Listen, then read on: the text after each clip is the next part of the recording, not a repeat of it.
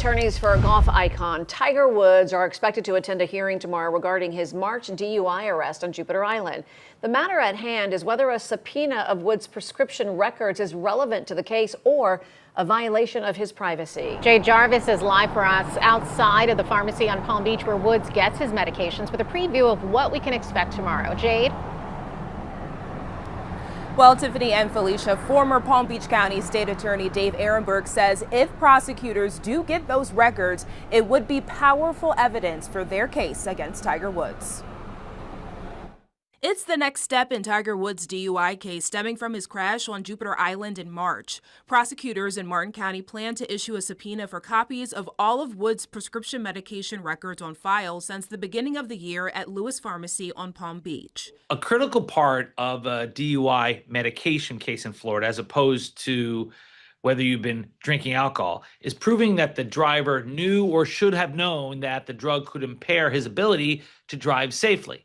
Since Tiger Woods blew a 0.00, the ultimate question is whether he was impaired by the medication that he was taking. In court records, prosecutors said they want the times those prescriptions were filled, the number of pills, dosage amounts, and any instructions, including any warnings about driving while taking them. Prosecutors want to find out what he was taking and, most importantly, what's on the warning label.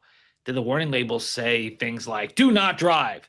That's what they want to know. Woods' attorneys object to the subpoena, citing privacy concerns, and request a hearing on the relevance of the records. Former Palm Beach County State Attorney Dave Ehrenberg says it's about more than privacy. If the state is able to get these records, it could be powerful evidence that Tiger Woods was impaired and that it wasn't an accident that he was taking these drugs that day.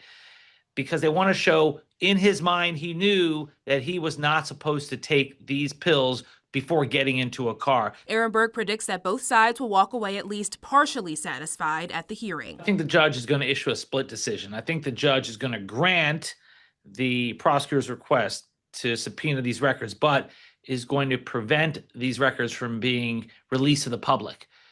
But really, that's a win for prosecutors.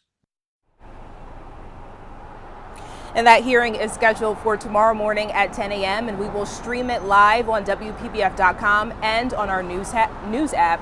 And Woods also has another pending hearing scheduled for a careless driving citation, but that had to be rescheduled from earlier this month.